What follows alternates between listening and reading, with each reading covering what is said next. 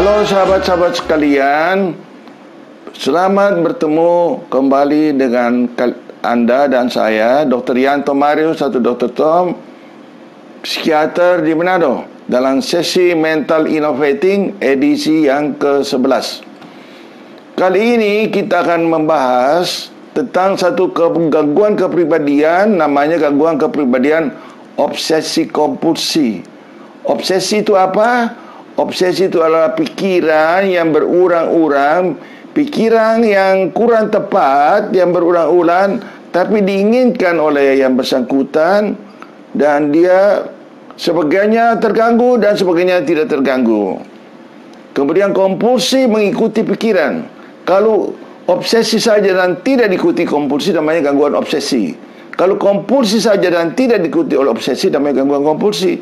Tapi dua-duanya biasanya bersamaan, karena itu namanya gangguan obsesi kompulsi. Gangguan pikiran, misalnya obsesi pikiran yang diinginkan, entah cita-cita, entah ruang, entah sesuatu yang diinginkan, entah apa yang diharapkan dalam hidup ini, entah apa, terserah, apa saja, bisa orang, bisa tempat yang diinginkan, bisa dan lain-lain. Untuk memperjelas, saya contoh aja diri saya ya. Sejak dari SMA saya sudah melihat majalah-majalah yang bagus. Saya lihat, Venesia ini kota menarik sekali. Ada pemandangan di laut, ada ombak-ombak, ada gondola di sana. Sejak itu saya bercita-cita, dan satu kali saya akan ke sana, ke Venesia. Begitupun Amerika, karena kebetulan ayah saya memainkan Hawaiian gitar, pintar main Hawaiian gitar. Waktu itu saya masih kecil, dan saya merasa bahwa sekali waktu saya harus ke Hawaii. Dan ternyata walaupun usia tua, baru saya ke sana, tapi saya sudah ke Venesia naik gondola, dan sekalian sudah ke Amerika 2-3 tahun yang lalu. Dan itu, pikiran itu saya pupuk terus, tapi tidak mengganggu saya, malah membuat saya semakin mau mencapai dengan merencanakan untuk mencapai tujuan itu. Jadi masih ada sifat positifnya.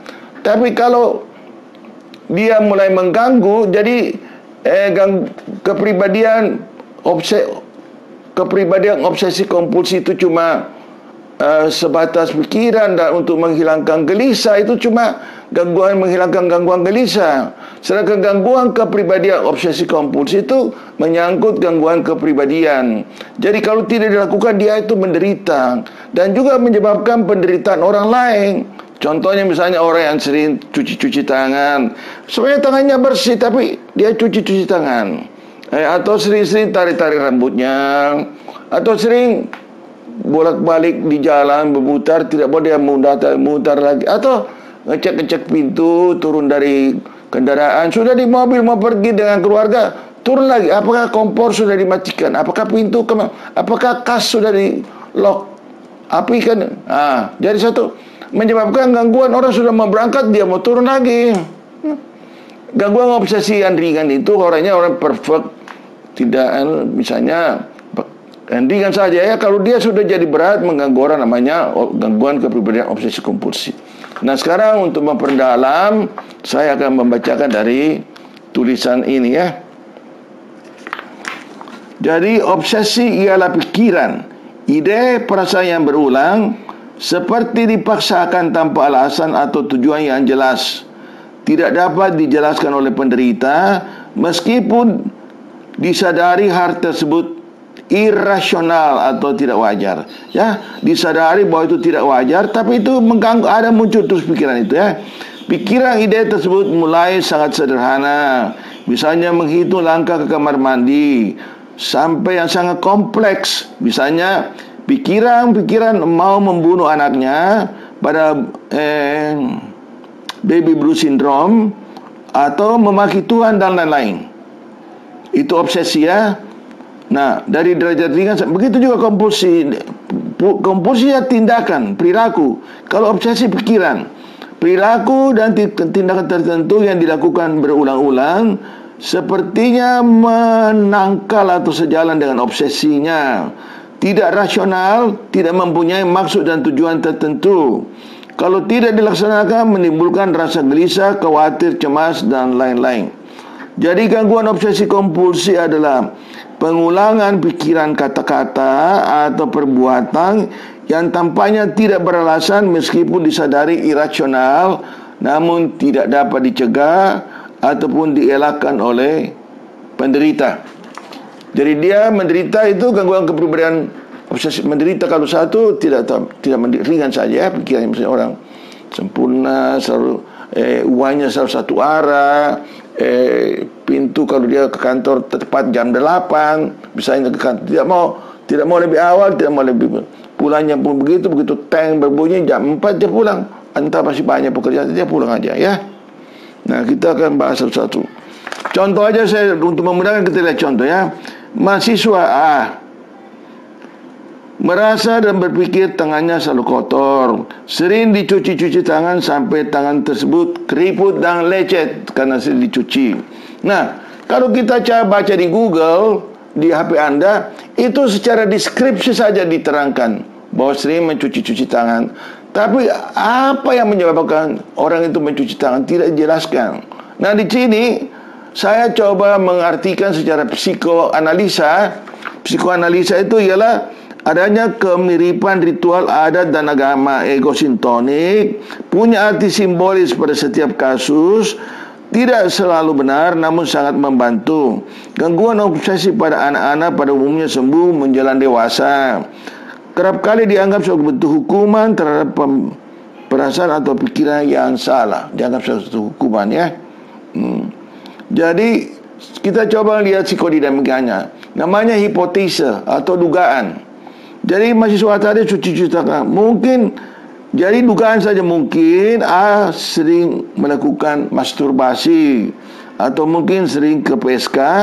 Tangan yang dicuci-cuci ulang melambangkan mandi berulang-ulang dan membersihkan diri. Bahwa kita menjaga kebersihan benar, tapi kalau terlalu berulang-ulang, berarti ada sesuatu pikiran yang kotor dalam diri kita. Sebenarnya tangan kita dicuci, sebenarnya yang kita mau cuci adalah seluruh tubuh kita mau cuci. Tapi karena kita tidak bisa mandi, maka tangan sendiri melambangkan seluruh tubuh mau dibersihkan. Kedua, si B, kepala tata usaha waktu masuk tepat jam 8 pagi, pulang tepat jam 4 sore. Tidak mau lebih awal atau mundur walaupun 1 menit. Nah, si B ini sangat perfect dalam analisa, orangnya sangat perfect dan kaku dari pandangan hidupnya. Jadi kepala tata usaha kita, dia tepat jam 8 baru dia buka. Tidak begitu tepat jam 4. Jadi misalnya ada berkas yang harus beliau tanda tangani, begitu jam 4 dia tutup. Sedangkan kepala kantor misalnya besok mau ke Jakarta, kita telah dia tutup, dia tidak peduli. Jadi wah, dia parah baru kepala kantor mau tarap toh. Itu kaku dah. Kemudian C, ibu rumah tangga selalu mencek kompor, pintu, air keran, lampu berulang-ulang walaupun sudah diperiksa beberapa kali. Maka ibu C tadi mungkin di masa kecilnya pernah diserang orang di mana pintu itu tidak terkunci. Mungkin ya, selamanya mungkin. Kita tidak bisa hipotesa. Si D, sekretaris memasukkan keluar surat envelope beberapa kali. Jadi envelope surat itu dimasukkan beberapa kali, masuk keluar. Nah, analisanya apa? Sang sekretaris itu mempunyai perasaan yang tidak aman dan mempunyai keraguan yang sangat tinggi sehingga tidak yakin. Envelope A, B, C sudah dimasukkan, dibuka lagi untuk meyakinkan dia. Kemudian E, dokter selalu menggerakkan bagian-bagian tubuh atau kedipan-kedipan mata atau hidung, mulut, kepala dan lain-lainnya. Dokter E mempunyai dorongan agresi yang tinggi terhadap figur otoritas di masa lampau. Jadi karena gerakan-gerakan ya, entah gerakan wajah seperti begini-begini atau begini-begini, atau dia hikap, itu mungkin ada rasa marah yang dipendam, ini kan berlangsung terus ya. Dulu ada teman saya dokter, dia selalu menggerakkan begini tangannya, menggerakkan. Jadi kalau dia berpidato tidak boleh lama-lama, karena kalau dia lama-lama nanti muncul gerakan-gerakan tangan. Dalam ketua ini lagi dia ya. Jadi kalau ketua ini dia bicara singkat-singkat lagi. Jadi nanti kalau dia rasa mulai goyang-goyang begini tangannya, dia nanti selesai pidato, dia di belakang layar itu, terus dia baru dia ulang-ulang mengambil yang tadi yang dia tahan-tahan, ya. F.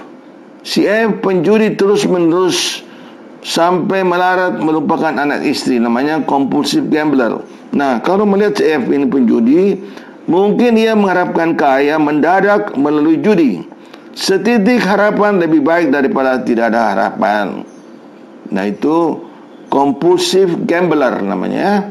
Sekarang pemabok G, meminum alkohol terus-menerus walaupun mengancam jiwanya, namanya compulsive pathological drinker.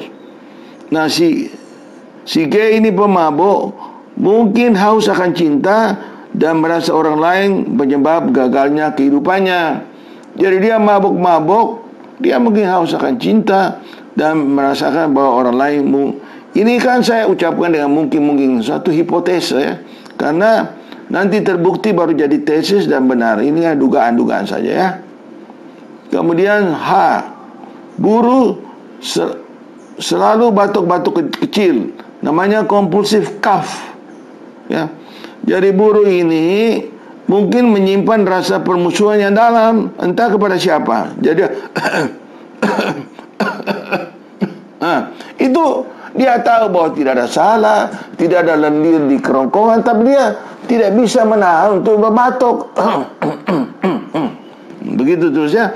Jadi mungkin ada, itu harus di psikoanalisa, ya. Terus berikutnya I, remaja sering ke toilet 1 jam 5 sampai 6 kali walaupun sedikit urina atau tidak ada yang keluar, namanya compulsive diuresis. Kasus I, remaja ini mungkin merasa alat kelaminnya kotor, mungkin sering melakukan hubungan bebas yang tidak bersih sehingga dia harus selalu ke toilet. Dan 10, ada orang yang selalu berjam-jam kalau mandi. Dia mandi berjam-jam, ya, menggigit kukunya, menarik-narik rambutnya sampai botak dan sulit dihentikan.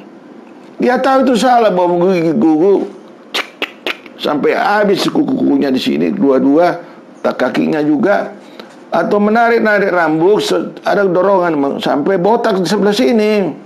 Nah, itu dia tahu salah tapi tidak sanggup menghentikannya. Ya, mungkin saja merasa diri kotor, berdosa, merusak diri dalam. Nah, untuk itu perlu di psikoanalisa.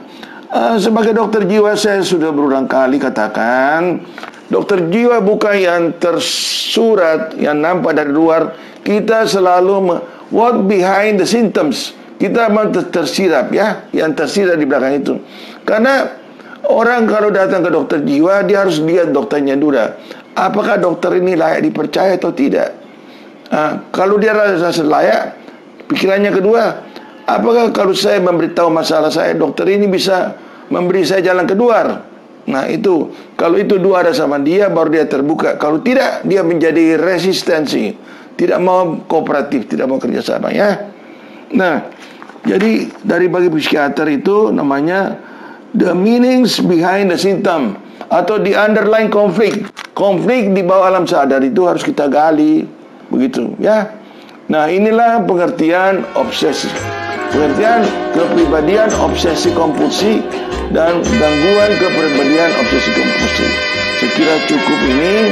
Terima kasih atas perhatiannya dan sampai jumpa di minggu depan dalam sesi yang ke-12. Selamat, terima kasih.